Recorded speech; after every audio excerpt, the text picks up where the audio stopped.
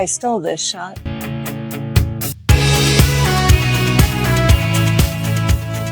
This is the story of 4 friends and a little one who set off on an adventure in Spain. 4 cities in 10 days. Let the adventure begin.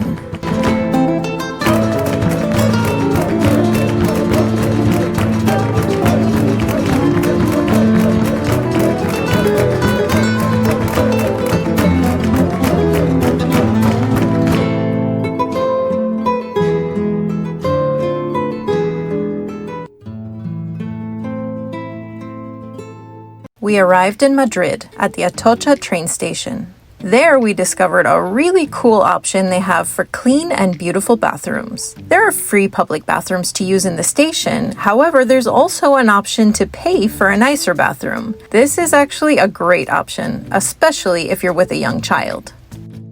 Next, we dropped off our luggage at our Airbnb and headed out to meet the guys for dinner in Chueca.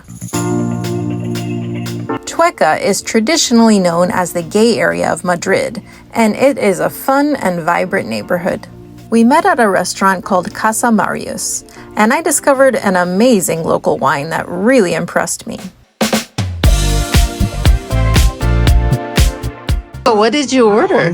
With the Carlos Caldoso is it's not a paella, but it's Yeah, it's a paella, but on the juicy side, on the moist side. yeah. I'm excited to try this. Although we were all tired from our journey, we decided to go for a walk in the neighborhood afterwards. Wine is a lot cheaper than water here.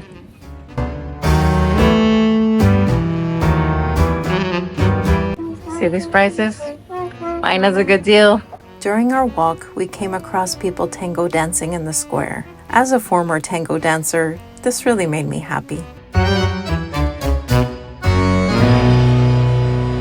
The next day, we were up early, so we could get to the Prado Museum.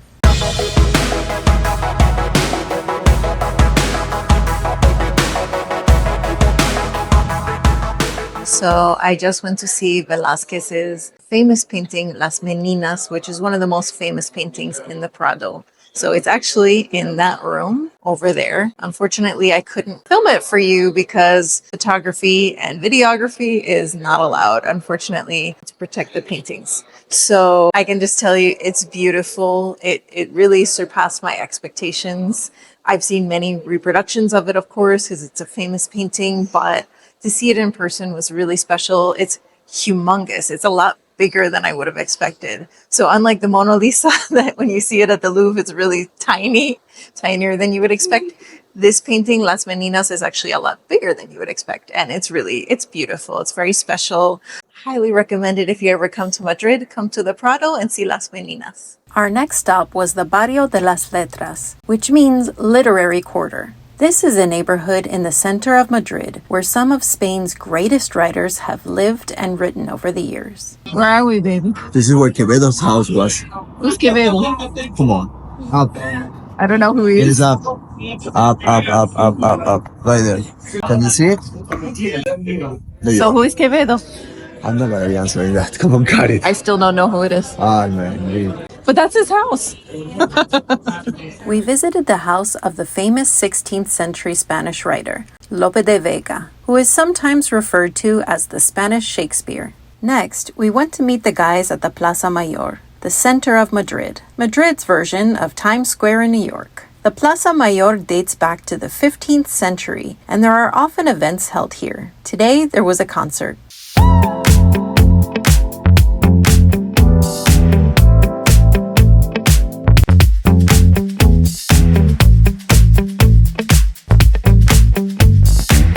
Next, we headed back to Chueca to enjoy our last dinner in Madrid. After some debate, Amadeo let me choose the restaurant.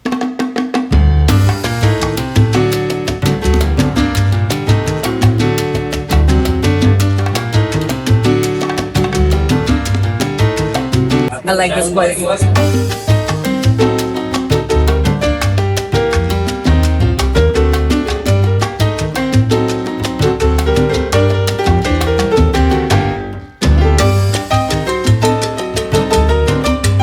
It's two words that I don't usually say that often. I'm not talking about not tonight, like lunch. Good choice. The first time I've ever heard those words come out of his lips. Hi. So it's our last night in Madrid. We have to say goodbye to these guys for now. So, what do you think, guys? What was your favorite city? Madrid always like it, but Granada was really nice.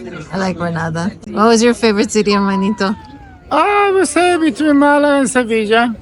What about you, baby? What was your favorite city? Sevilla. Sevilla? Sevilla all the way. Mine was between Malaga and Granada. Say goodbye, guys. Adios, Madrid. Bye, Madrid.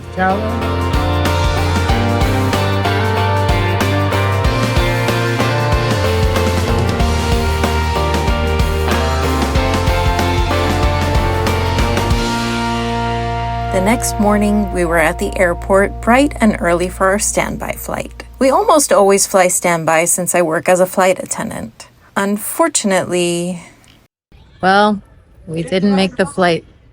Guess it's another day in Spain, which wouldn't be bad, but we woke up early this morning. We went through security, but yeah, I guess we're destined to be here another day.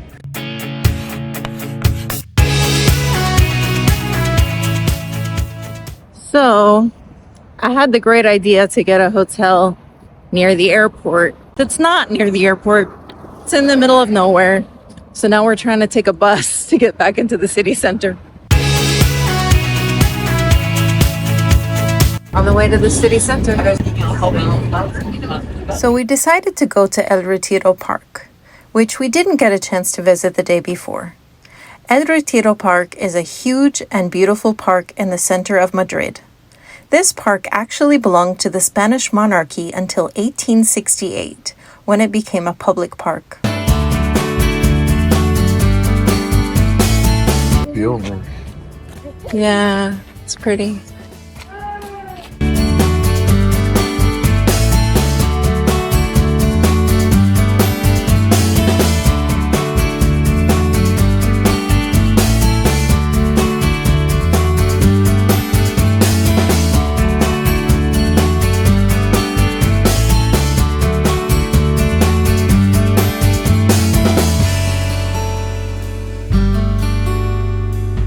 I don't get fall foliage too often in Miami.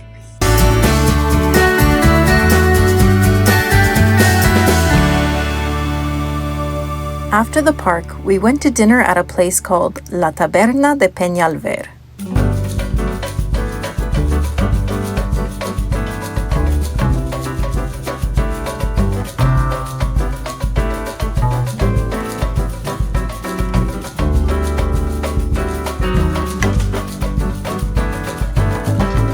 So we're at a place called La Taberna de Peñalver, and this was my pick tonight. I have a pretty good nose for restaurants. I read about it. I read a bunch of reviews. Sounded awesome. And so far, I've been right. This place specializes in seafood and rice dishes like paella. And so far, everything we've tried has been awesome. So now we're going to try the paella. I'm excited to try it.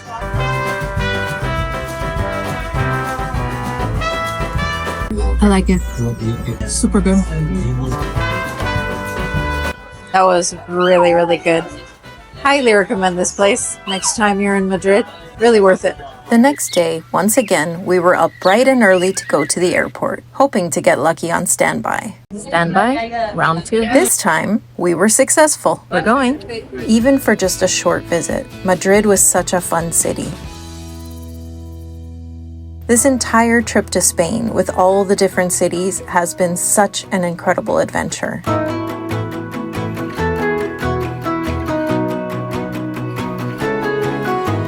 It's always nice to go back home, but I'm definitely looking forward to my next adventure.